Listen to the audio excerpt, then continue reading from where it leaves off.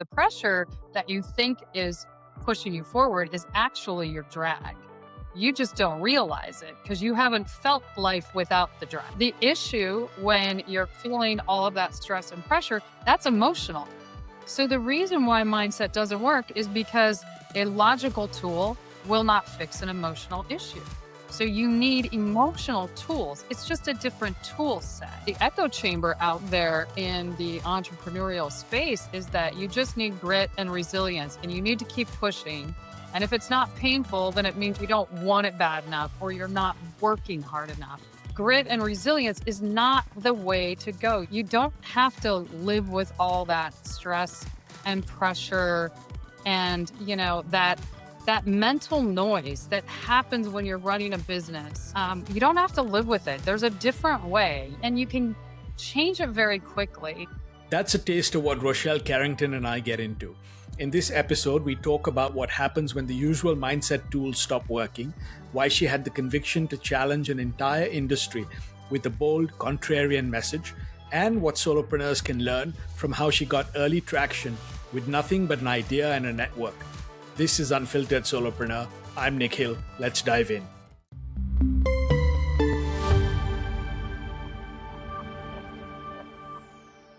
Hello and welcome to a new episode of Unfiltered Solopreneur. I'm your host, Nikhil. My next guest had the resume, the revenue, the awards, but woke up every morning filled with dread. She tried every mindset tool in the book and then discovered mindset was treating the symptom, not the cause. Rochelle, welcome to the show. Thank you. Very happy to be here. I'm excited for our conversation. So you spent 16 years in the high-stakes world of Condé Nast publishing, right? Working with large advertisers. What was the moment or realization that made you think, I need to leave this world and do something different? Well, that's a really great question. I think the biggest thing was I felt like I could do my job in just a few hours. And what was I going to do with the rest of my day? It kind of felt like Groundhog Day over and over again. I loved the fashion component of it. I loved, some of the pressure that was in a corporate situation like that. And I was in senior management, but I felt like there was something more for me to do. And I had kind of just reached that point where I had done everything I could do in the magazine business. And if I had stayed in that, I would have just kept repeating a different job with a different magazine, but the same core thing. And so I just knew deep down, instinctively it was time to find something else. Yeah, that's interesting you say that, because I always say that it's a similar thing that happened to me at corporate, right? I just felt like my learning curve was going the wrong way. And like you said, I didn't feel like I was being challenged anymore, right? In a way that was helping me grow. And like you said, it sounded like you could do the job blindfolded. I'm curious, though, had you thought about entrepreneurship before that, or is it's sort of this attrition sort of led you to wanting to take the leap? No, I hadn't thought of it. I had decided when I was 12 years old that I was going to go work for Glamour magazine. And so that was my ultimate goal. And I ended up doing that. And so I thought I would just do that forever. That was like the only thing I had ever thought about doing. Of course, the magazine business changed quite a bit once internet came in. That tells you how long ago it was. But once I was trying to figure out what else could I do, I also had lifestyle expectations where I had, at the time, one young child at home. I was commuting into New York City 2 hours a day. And so I was looking at what could I do that would not be in a corporate situation where maybe I could have a little bit more freedom and control. And that's where entrepreneurship came up. Right. And so you left and then you built a sales training company, right? You Correct. brought Yes. it to, I think you turned it into $1 million company. And on the outside, you were winning awards, speaking engagements, running a successful business. But as we sort of mentioned in the opening, you said on the inside, you were filled with dread that you couldn't let your foot off the gas, right? So walk me through what that actually felt like on a day-to-day basis. And what was the voice in your head saying? Yes, I mean, the dread wasn't there in the very beginning. In the very beginning, as with any, solopreneur's kind of journey, is just like, oh my gosh, what am I doing? Do I know how to do this? Can I do this? But as you know, the years went on, and I had proven that I could build a business into, $1 million business. Then it just became the pressure of always being on, always having a lot of expectations, a lot of responsibility. I had people on my team at that point, so I felt responsible for them as well as to our clients. And, I had gotten fairly well known within that realm. And so I had a lot of people reaching out for help and mentorship, which I love to do, but that became another pressure. And so the basic thing was, I felt like the to do list never ended, as many Yeah. people do.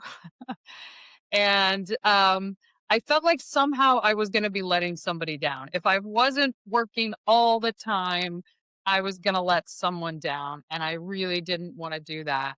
And then every morning when I would wake up, the immediate feeling that I would get, and this was probably in the last 2 years of that business, was just that feeling of dread, that feeling of like, oh my gosh, my list is so full. And the minute I get out of bed, I have to be on until the minute I go to sleep. And that was really the internal pressure that was building up so much. Yeah, it's funny. I mean, so many people now on this show actually have said that the outside looks like X, but on the inside, this was going on, right? And I feel like Yeah. we don't talk about that enough. We just talk about, the idea of success and sort of the mountain to climb, and then not about the cost of that, or even how people actually feel once they summit that mountain, right? Correct. No, absolutely. And I think one of the reasons we don't talk about it is because, the kind of the echo chamber out there in the entrepreneurial space is that you just need grit and resilience, and you need to keep pushing. And if it's not painful, then it means you don't want it bad enough, or you're not working hard enough. And so we get messaging that tells us you should feel like this. And if you don't, then you must not be working hard enough. And if you do, that basically just means you've got to suck it up and keep going. And that somehow at some point you're going to get this, wonderful pot of gold.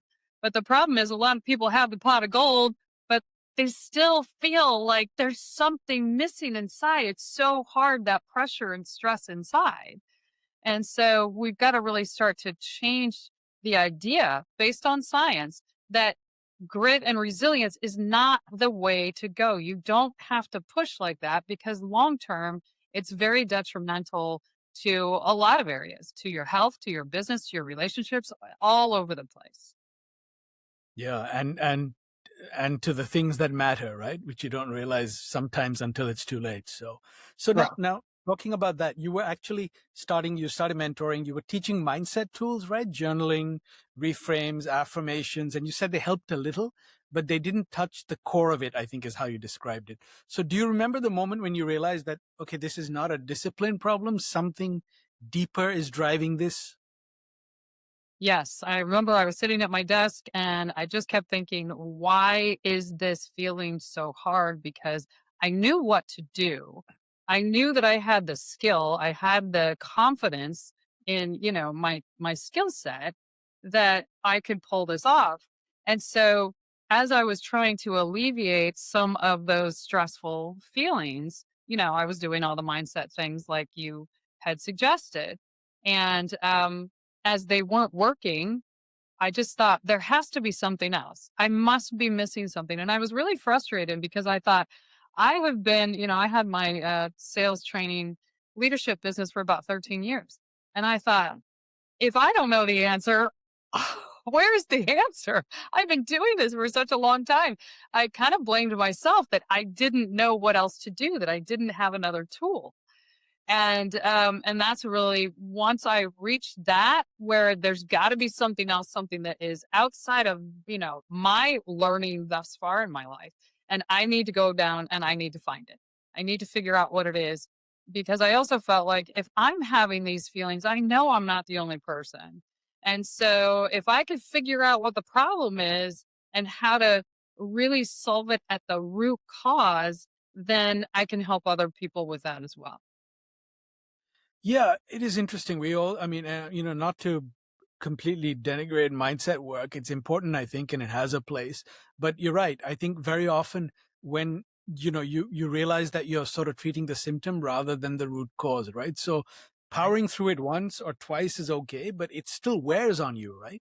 And I think we're learning more and more about that, I should say. I mean, until a few years ago, people didn't even want to admit they had a coach in the corporate world, right? So we've made some strides there. And I think, Right. the more we talk about this, I think the better it will be for, future generations and even our generation.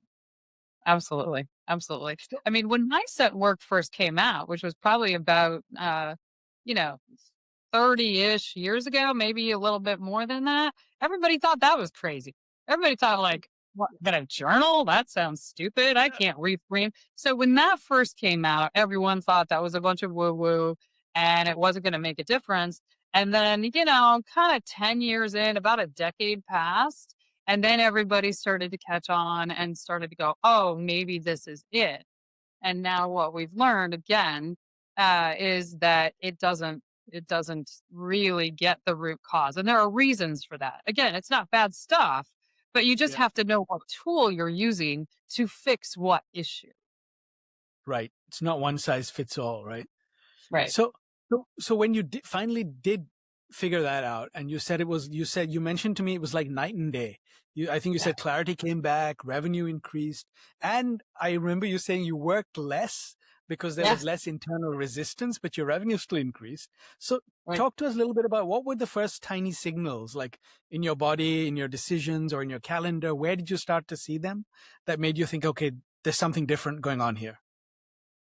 Well, the biggest thing was I had done some emotional release work, which is what was the thing that released all of that pent up, sort of pressure in my nervous system.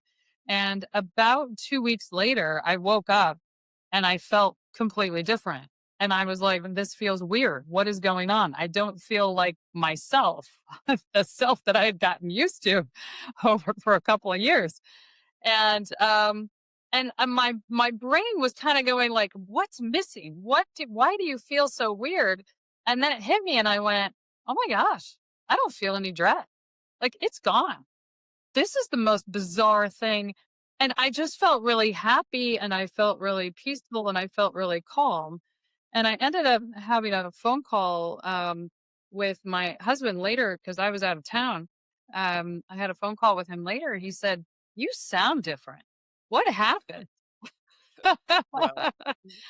So that was it. I was like, oh my gosh. And it never returned. That dread has never returned. And it's been years. That's amazing. So let me ask you, you mentioned your husband's a PhD, right? So was he skeptical at all when you first told him about this idea, or was he immediately on board? No. He was skeptical. He was. Okay. Yes. Fair enough. It's good to have that sounding board, right? He's not anymore, but uh, as someone who is very steeped in research, he wanted to understand the why it worked, how it worked, what was the research, what was the science behind it, so that for him it wasn't just like, oh hey, you just feel like this for a little bit and then somehow it's going to come back again. And so we really have done a lot of deep dive into the neuroscience behind why this works. Yeah, and I want to touch on that a little bit. So I want to sort of shift gears a little bit, talk a little bit about brand building, messaging. So now as you mentioned, your work is rooted in neuroscience, and Yeah. you've explored everything, I think you said, from semantic psychology to quantum physics, right? Which is Yes. a lot for someone to take in quickly, right? Like you said, the before and after shift is pretty dramatic. So you're at a networking event and someone asks you, what do you do? Do you ever find yourself over explaining the science? Because a simple brand promise, for example, feels like it doesn't do justice maybe to the depth of the work you just described? In the very beginning of running this business, yes, I would over explain like crazy. Because Yeah. we were really having a challenge of how do you explain something that people are not used to hearing about and don't really understand without going deep into the science. And so we've had to go through a lot of iterations, as a lot of companies do when you bring something out, especially, we're sort of in a situation where we're category builders. We're not Yeah. mindset. That's not what we do. We're not coaches. That's not what we do. we're sort of in this little kind of world by ourselves that people are starting to talk about the concepts, but they haven't had words and they haven't had the language to describe it. So yes, in the beginning, oh my gosh, I would go on for like a good 10 minutes on the neuroscience and just see people's eyes go like, I don't even know what you're talking about. Let me walk away. My share of mistakes for sure. Well, I mean, that's all learning, right? I mean, you kind of have to, and like you said, when you're building a new category, there is no right way, right? You kind of Right. have to figure out through trial and error and sort of see what people are reacting to give you feedback. I always say, you know, especially as a solopreneur, like criticism is market research. It's not Yes. it's a good thing. I look for it and I welcome it, right? Because it helps me clarify what I'm doing and make sure that the value is coming through to people. So Absolutely. talking about that, you also mentioned that when you first started talking about emotional blueprinting, I think it was 5 years ago, you described it in a very different way than you do now. So tell us a little bit about what's changed. And again, what made you realize, other than eyes glazing over, that you needed to explain it differently? Well, if I've had enough businesses and worked in business long enough to know that marketing is such an incredible component of it, and people want a bumper sticker. They want to be able Yeah. to say this person does this, and so I knew we needed that. We just had started with a variety of different bumper stickers as we were also trying to figure out, what hits, what resonates, what makes sense, what still makes us sound different so that we don't get piled into the mindset category with a bunch of other people. And, people aren't thinking we're a life coach or something like that. And so a lot of that was just trial and error. And also, honestly, gut, it's intuition. The more you listen to your intuition, when you're, giving your 30-second commercial or whatever it is you're saying, if it hits because I also was the, typical user of our services. And so I knew that if it didn't make sense to me as I was saying it, and sometimes it didn't in the early days, uh, it wouldn't make sense to somebody else. And so I could kind of use myself a little bit as a target market uh, because I'm very much like the people that we work with as well. Yeah. So tell me a little bit about that, because you're right. There's so much sort of baggage out there, right? In terms of mindset, in terms of coaching. And you also, what you're doing, you're breaking new ground, but you're also challenging decades of mindset thinking, right? Where Yeah. sort of thought leads to the emotion model. So when you're Right. talking to a high achiever, right, who's invested maybe years in and spent thousands on mindset coaching, how do you help them see that there's something underneath all of that work they've been doing that they haven't yet addressed? Well, I think the first thing is to ask a lot of questions about how they're feeling, not what they're doing. And people, aren't exactly as used to talking about emotional things as they are to, I'm not getting the results I want. And Right. so we talk about the emotions first. What are the feelings? We talk a little bit about the things that they may have done to try to fix those things and whether those things have actually worked or not, so that people can get a sense of either, I haven't tried anything because I don't really know what to do, or I've tried therapy, I've tried mindset, I've tried. And so then I will explain briefly why they're feeling the way they do. And Yeah. I do it just from a neuroscience standpoint. And basically what that is that, you've got your conscious mind, which is your logical mind, right? That's the thinking mind. You've got your subconscious mind, where's all of your emotional learning. And then you've got your nervous system, which enforces that emotional learning. And so when people are feeling stressed and pressure and they're having symptoms like procrastinating, not sleeping well, decisions just feeling harder, everything feels harder. The reason is because their nervous system has registered something in it that says you're not safe. And it has all these pent up emotions in there that have not been released. We don't release all of our emotions through our lifetime. A lot of them we hold on to. And as they pile up more and more and more, it's like filling a bucket of water, a bucket with water. And you hit a certain point where that thing overflows. And that's the point where you're at. Yeah, and it sounds like a lot of these people are doing or trying some of these things, and they probably know it's not working, right? Whether they've Yes. admitted it to themselves or not yet. Right. Because I've noticed that's a common theme, right? Because you can, it's almost like, to some extent, mindset helps you power through it, right? Rather than solve the underlying issue, like you said. So I Right. think that's Well, interesting. and mindset is great, but mindset is a tool for your mind, for your Yeah. logical mind. So it works on logical things. Okay, that's fine. The issue when you're feeling all of that stress and pressure, that's emotional. So the reason why mindset doesn't work is because a logical tool will not fix an emotional issue. So you need emotional tools. It's just a different tool set. And that's why you can get a little bit of relief with mindset, but then the feeling comes back because the feeling is the thing that needs to be dealt with. And you can do it, by the way, without talking about your past and going through all your stories and telling embarrassing things, no trauma. We don't know anything about our clients' past stories. And you don't really want to relive those things because every time you do, your body feels all of those emotions again, and that exact thing that you're trying to get rid of, you have just solidified even stronger. So that's why we don't have anyone talk about any of that with us. Yeah, that's very interesting you say that, because I mean, I can imagine, there's a whole generation of executives in my generation who've been taught to sort of swallow your feelings and your emotions and just sort of bring that logical side, right? And bury everything else or Right. compartmentalize it. I was told don't bring X to work or Y to work. But like you said, we sort of function as a whole. We don't function Yeah. as tiny little pieces, right? Right. So you're, We yeah, think we compartmentalize. We really yeah. don't. No, and I always tell people, like, we make decisions emotionally. We do, and then we post rationalize, right? Yes. Everything that we do, whether it's financial or voting or business or everything. So yeah, Absolutely. that's very interesting. But again, it's sort of helping people unlearn some of the things we've been taught for a very long time, right?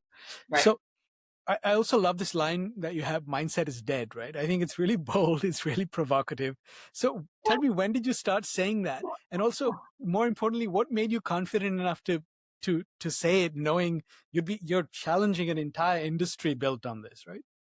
Yes, that is one of the reasons why I decided to say that because I thought taking the contrarian approach, first of all, I tend to be a contrarian person as a general whole. But taking that approach gets people at least to pay attention. And, the science proves it. The reason why I have confidence is two reasons, really. The neuroscience backs up what we're doing and what I'm saying. And then the other thing is, I am proof of it as well as our clients. We're working with people every single day that are like, I've had my best year in 20 years. I am happier than I have ever been. My relationship with my spouse is like night and day. Business, I'm working less hours and the business is just not stressed about where's the money, where's the money, oh my gosh, what am I going to do.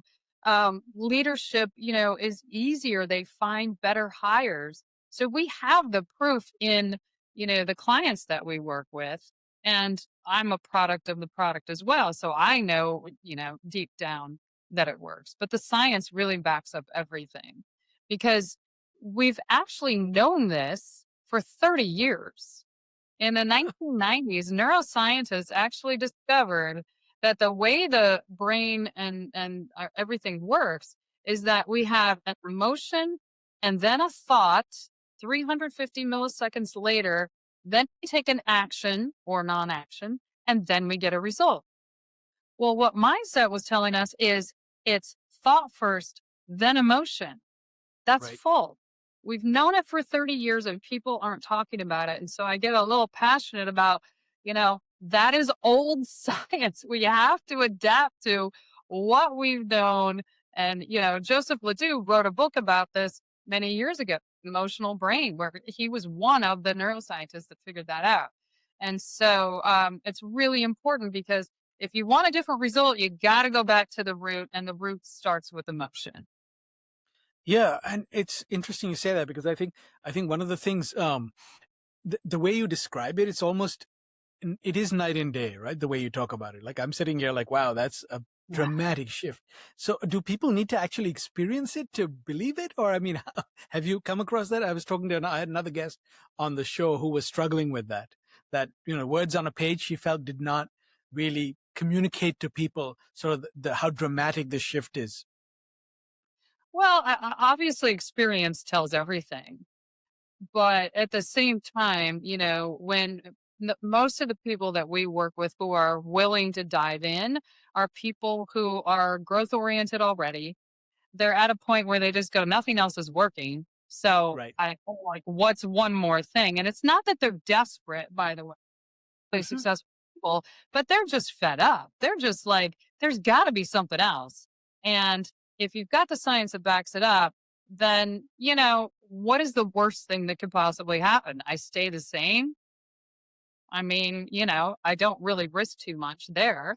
And so I think when people understand that and also hear a little bit about my story, and hopefully I'm able to build trust with people that, this really works. And one of the things that a lot of people say to me is, you sound really confident about it. Why are you so confident about it?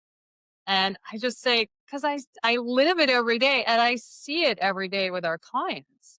And you can't not be confident about it when, you're a product of the product. So, sometimes we got to just jump in and being an entrepreneur, we do take risk. We take risk every day.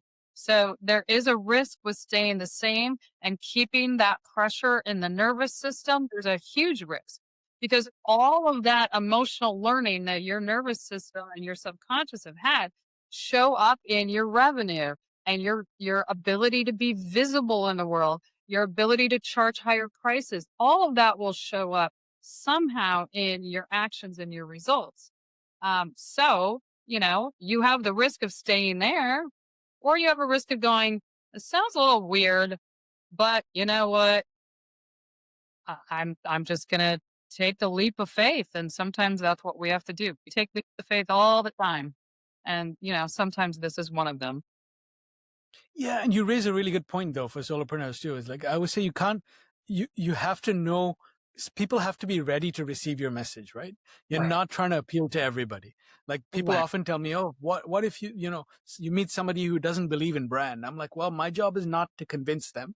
Yeah. It's to share my message, and when they're ready to receive that message, they will either come back or they may never, right?" And I think that's Right. something we we're not trying to convert everybody, right? You're trying to find the people who are looking for the kind of help you're offering. And I think we shouldn't be scared of that. So I love that. Yeah, absolutely. And, like you said, the message sometimes has to hit someone in a few different ways in order for them to listen. And we've all been in those situations too, where we have looked at something and said, oh, no, I don't think so. And then that message comes up again, and you're like, huh, why is that showing up again? Well, when something is coming to you multiple times, you should start to pay attention. There's something there. True. And it's funny. I think there's a study done in the 60s which found that you need to be exposed to the same ad message 7 times before you take action. So Yes. there's something about the human brain in terms of just, maybe it's comfort, maybe it's convincing yourself. I don't know what it is. Maybe it's bringing down some of the barriers, or like we said, getting past the logic to the emotion and accepting that you're regulated by emotion, and then the brain comes second. Yeah. Well, So and a lot of times too, your conscious mind will try to talk you out of something because of fear. Because true. the system that you're working on right now, if you're, kind of living with a lot of that pressure, your body does get used to it. It does become your baseline. And Right. so there is a little bit of fear of like, well, what happens if I don't have that anymore? And I know a lot of high achievers think, well, I do great under pressure. Pressure is the thing that makes me go. And that's the thing that has made me successful.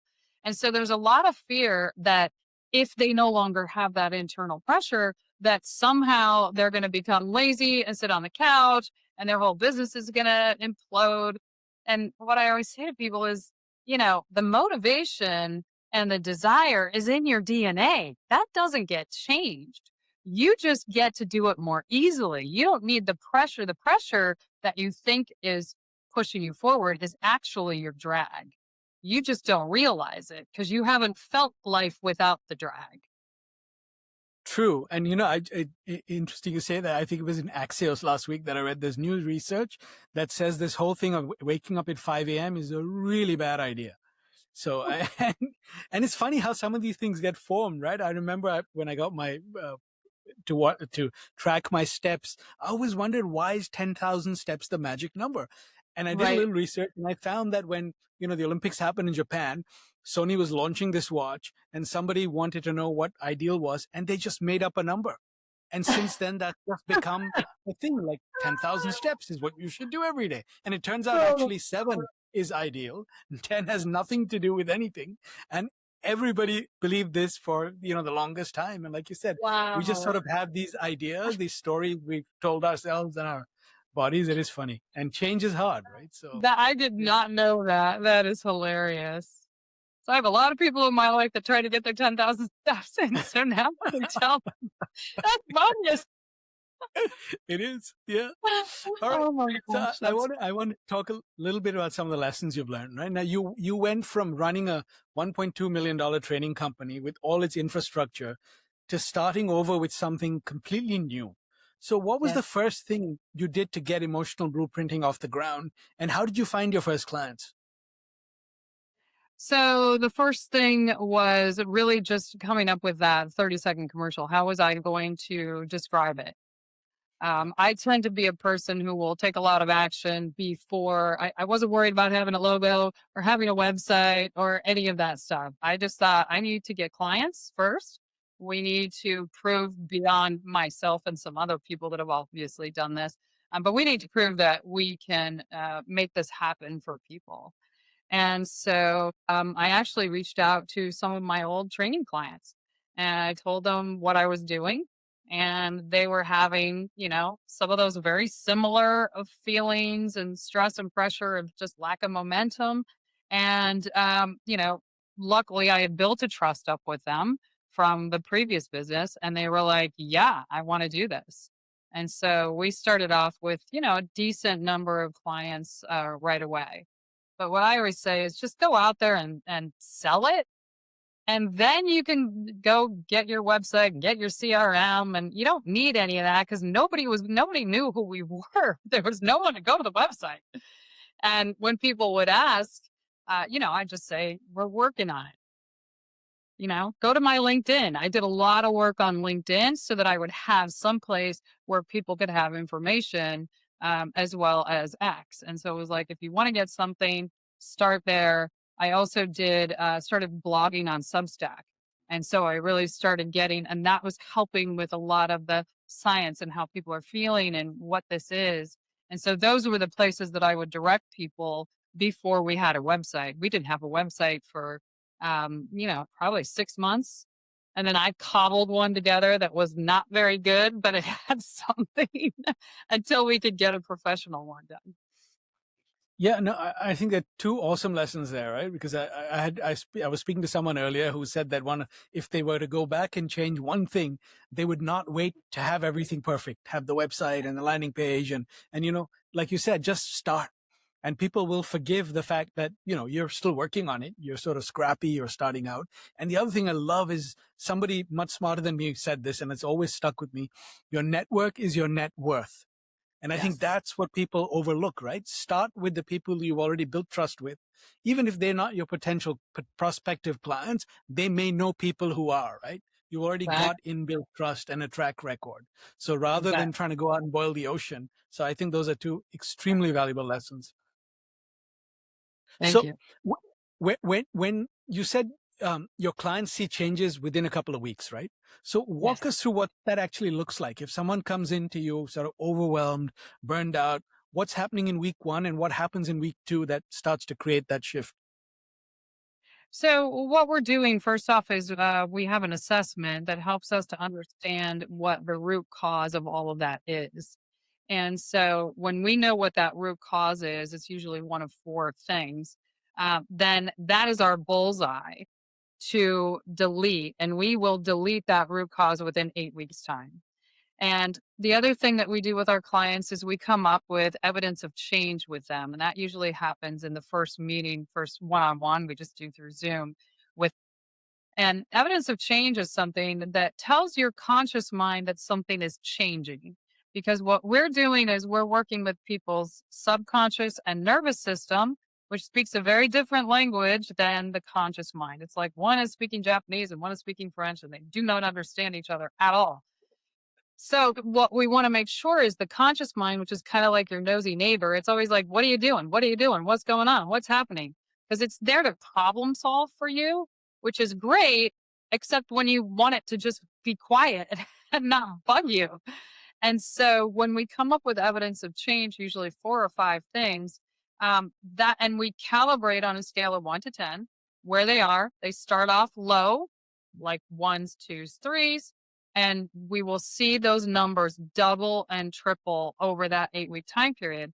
And what it does is it helps the conscious mind go, I don't understand what's happening, but I see it's working. It's solving a problem.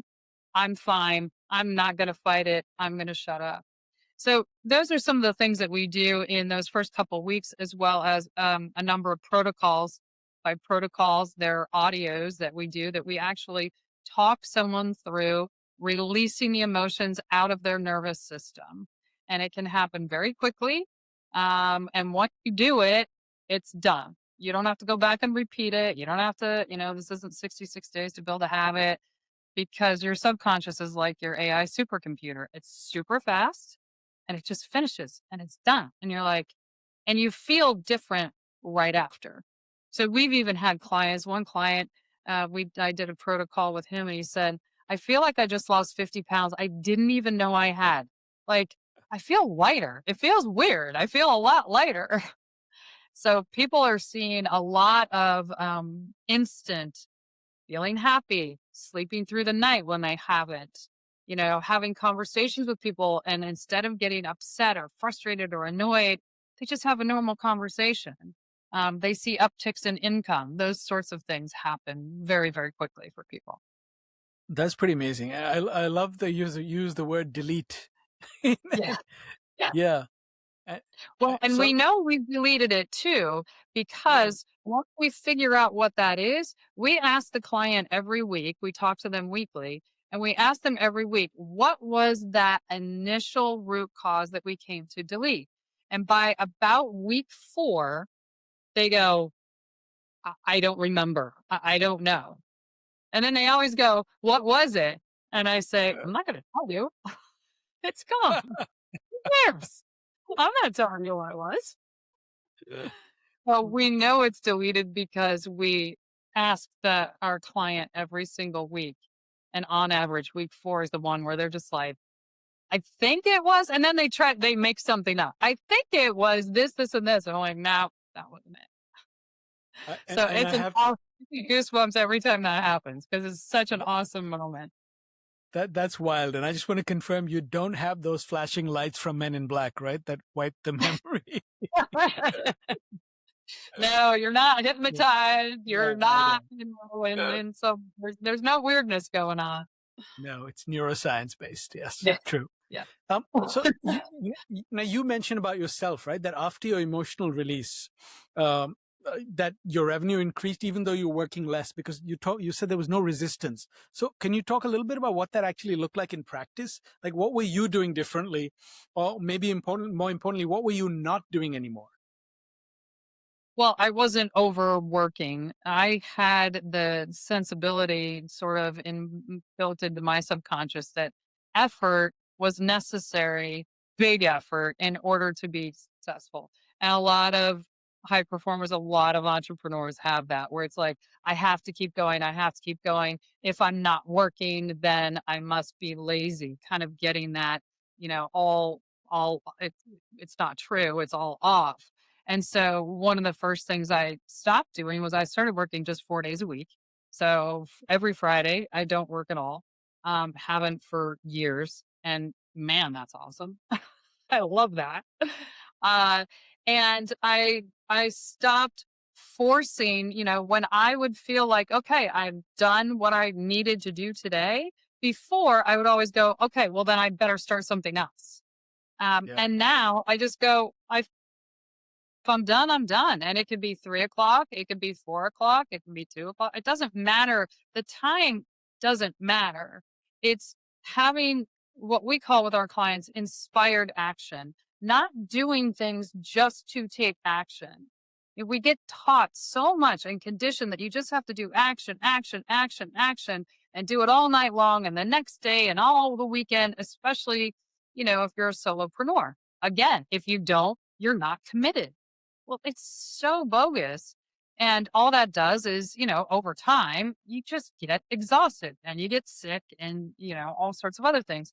And so, inspired action allows you to do less because what happens is when you're inspired or when you're sort of in that moment of ease where it's just like you're having fun doing it and it's just sort of easy and effortless for you, you actually can do less work and you get better results. If you're just about action, you're always just counting the action. And so that was a very, very big shift for me. That was just like, okay, I'm not working at night. I'm not working on the weekends. And I'm only going to do those things that have, at that effortless feeling. And it doesn't mean that you're not driven. And it doesn't mean that just we see athletes, kind of perform effortlessly all the time. Well, we can do the same thing. You don't have to be in a sport to do that. You just have to learn how to do that.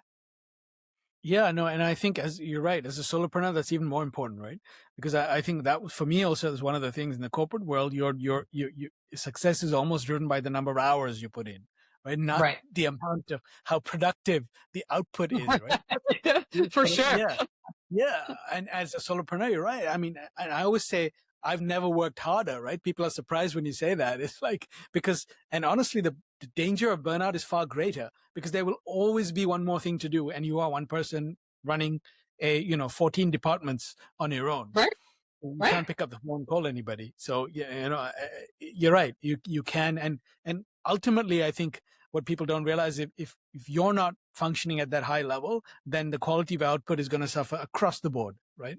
Yes, absolutely. And it bleeds into your relationships, your health. We also work with a lot of people who at some point go, look, I'm super disciplined. But I haven't been working out and I've gained a little bit of weight. And like, I know better. I always went to the gym. What is going on with me? And so when a lot of these things happen and then people try the mindset stuff that doesn't work, then they turn internally and there must be something wrong with me. I must have some issue. And then they decide they've got ADD or ADHD or something else. They want some label to just explain why am I feeling the way I'm feeling because I don't feel like me. And the reality is it's just your nervous system is overloaded. That bucket is leaking water all over the place. And all you need to do is pull the drain on the bucket. And everything, your nervous system resets. And now you're already good at what you do. You already know what to do. But now you just do it so much more effortlessly because you're not trying to like push the water back in. You're not drowning, basically. Sometimes kind of that feeling people can have. Yeah, absolutely. And I mean, for me too, the big revelation after I left the corporate world, it took me a while to realize this is my superpower is actually asking for help.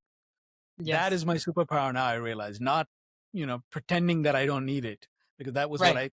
we were taught in our corporate world is the superpower, right? And even Right. now there's the resurgence of the 996, right? 9 a.m. to 9 p.m., 6 days a week. So, which Mm-hmm. I do not see as a good way to function. So, No, not long term.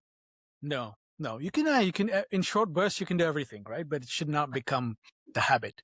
So Right. you're doing something interesting now. There are some solopreneurs who are also sort of building a completely new sort of a new category, right? Launching a new lexicon. You're shifting how people think about emotional intelligence from awareness to release. Now that's a pretty big job and a pretty big mission. So can you talk a little bit about what's been working or how you're going about educating people with this different approach?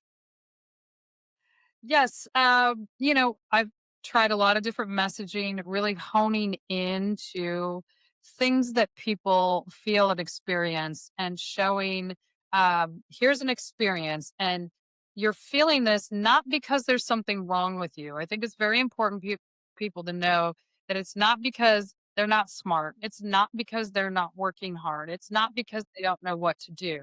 So when you can take the blame off, first of all, people will kind of go, okay, well, if it's not my problem that I've, consciously created, then what is it? And then you can throw an idea out there to let people know what the real mechanism of those feelings are. And that's where, we'll talk a little bit about the subconscious or the nervous system, how the two things work together. But a lot of what's really helped is Substack has been huge for a couple of reasons. One is it has writing has really helped me and forced me to be able to explain some of these things in a way that people can understand and will resonate. And so that's been great. And you get a lot of feedback on Substack. There's a lot of action going on there a lot of times. And I put a lot onto LinkedIn too. And I really watch what are the posts that people respond to and what are the ones that people, that doesn't really get much traction. And the interesting thing, and I'm sure you've probably seen this as well, some of them that you think you're like, this has got to be great. Everyone's gonna love this.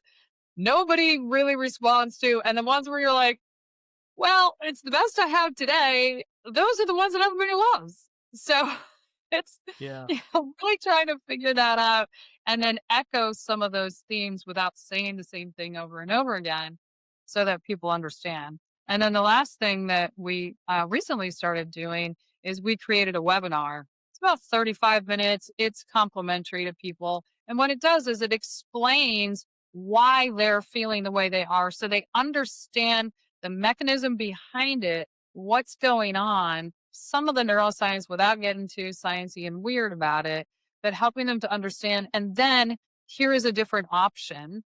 And, with that, now they've got information. And so we've got a lot of people that have gone and watched that as well. And then I also do, podcasts and I've been published in a lot of different magazines as well. So we're doing some thought, articles and pieces as well. Well, you just gave a master class in brand building and messaging, Rochelle. You're going to put me out of business. Seriously, because not once did you talk about selling, you talked about showcasing your expertise, providing value, and then sort of holding up a mirror to let people sort of feel like, wow, yeah, I am feeling that. So let me find out more, right? So I think that was awesome. So if we were to meet 3 years from now and have a cup of coffee, what would you want to have achieved? What's different? What have you built?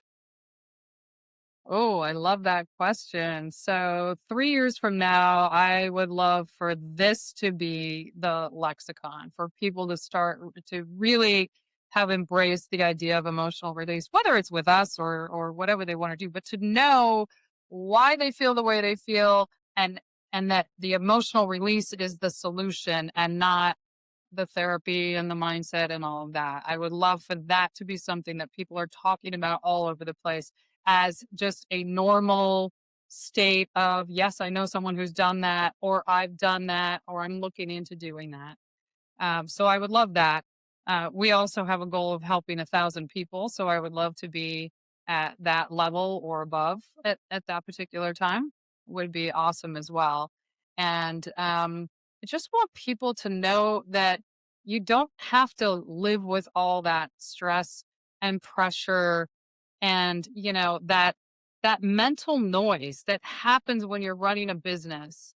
You don't have to live with it. There's a different way. You can change it very quickly. And whether people do it or not is completely up to them. But to know that you have a different choice is really, really important. And I think that gives people a lot of freedom to know that there's not something wrong with me. And I think that's a really important piece. It's something I say to everyone I talk to, whether they work with us or not.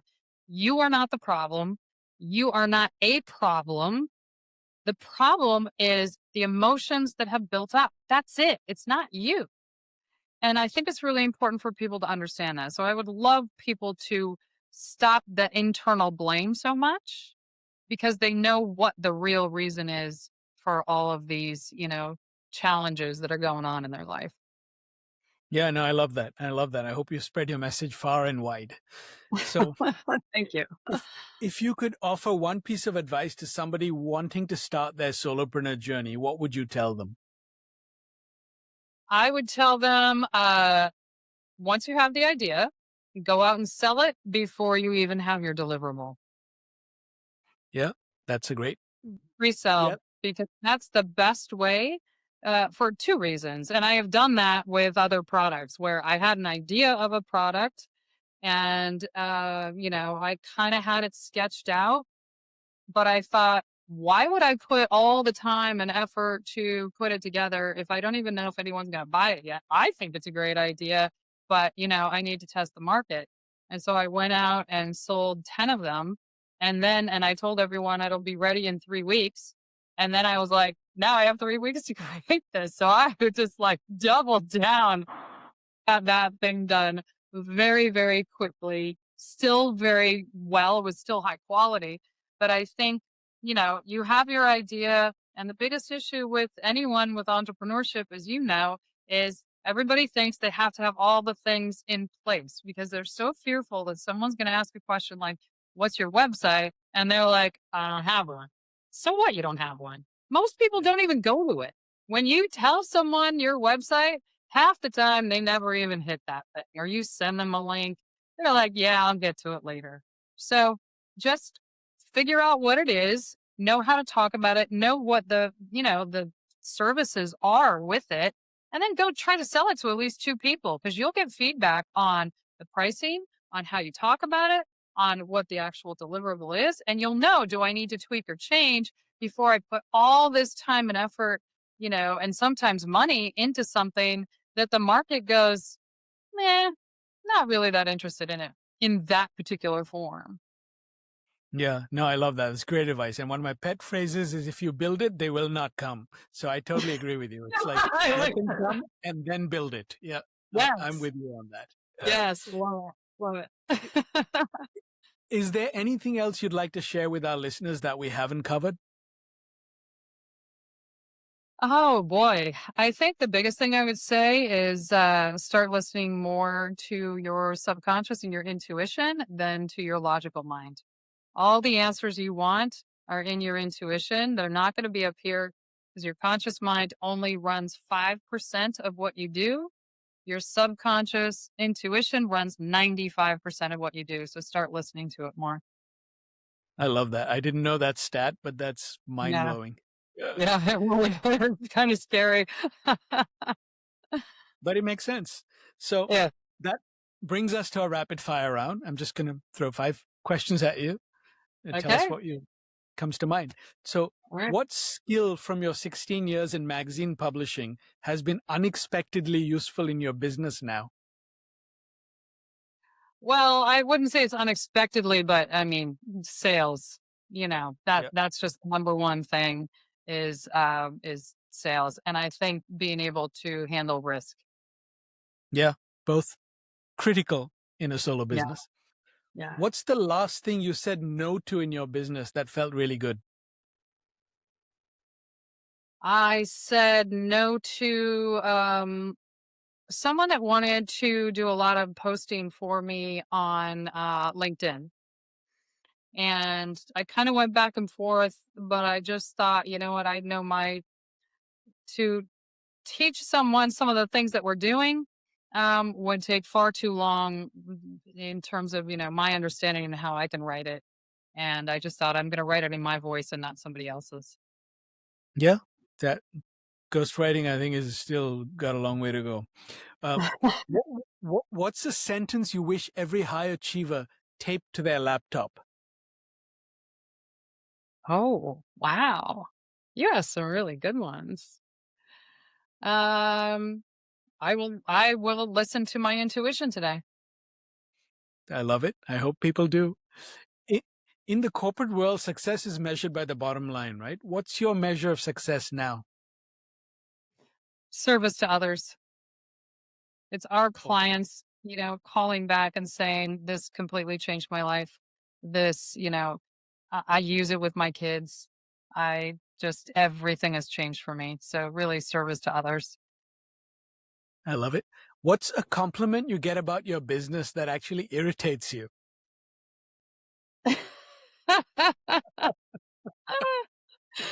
A compliment that irritates me. Um, well, I guess, when people do go to our website, which is slightly outdated now, that irritates me because it's outdated and I don't like what it says. So like, oh, I went on there and it looked pretty, it gave a lot of good information. And I'm thinking, oh man, we got to update that thing because it's so different now. So that's always that, like, when are you going to do it, Rochelle? You got to do that one. It's not high priority though. I'm getting the sense you really don't like websites, Rochelle. No, it's just, I it's don't just put it. ours is, probably 3 years old now. And the way we talk about things is very different. True. Yeah. It is a constant, it's a life's work, right? Like a home. The website has to constantly be updated. Yeah. So if you could eliminate one task from your weekly routine, what would it be? Anything admin related, anything accounting related, my accountant saying I need this, I need that. Oh, not a fan of any of that. I would love for that to go away. Well, the agents are coming, the AI agents. So we're not far off from that day. I love an accountant, but it's all the prep to give them and, all those sorts of things I just don't love. Yeah, well, we'll see. But I think a lot of people resonate with that. And that's a great note to end our show on. So thank you so much, Rochelle, for bringing all your wisdom and wit to this conversation. Thank you. It was a lot of fun. Here's what I'm thinking about from this conversation. Rochelle didn't just build a business. She built a point of view people couldn't ignore. And that takes more than courage. Here are my takeaways. The first lesson, a lot of what we call work ethic is actually unmanaged internal pressure. Rochelle said something I want you to sit with. Solopreneurs often believe pressure is what makes them successful, but she frames it as drag. Like you're trying to run your business with a parachute on your back, and you've mistaken that strain for motivation. And if you're listening thinking, yeah, but if I take my foot off the gas, I'll stop producing, that fear is part of the pattern. Pay attention to what in your business requires force, not effort, force. The tasks you can only do with dread, procrastination, or a tight chest, because that's often where your best growth is being taxed by invisible resistance. So identify one area you're over muscling and test what happens when you remove one layer of pressure, one fewer commitment, one less should, one boundary you actually honor. Second, don't be afraid to be contrarian in your category. I absolutely loved Rochelle's mindset is dead angle. Think about how much courage that takes. Challenging an entire industry of life coaches and gurus by telling people that their logic-based tools won't fix emotional problems. In the branding world, we call this category building. She realized that if she just called herself a coach, she'd get lost in the noise. By taking a provocative, neuroscience-backed stance, she forces people to stop and pay attention. So look at the standard advice in your industry. If everyone is saying go left and your experience and gut tells you go right, build your messaging around that gap. Don't be contrarian for the sake of being contrarian. But a bold bumper sticker statement that challenges the status quo is often the fastest way to build authority. Third is about category creation and what it actually costs you as a brand. Rochelle is doing something genuinely hard. She's not just launching a new service. She's trying to change how people think about a problem they've had for years.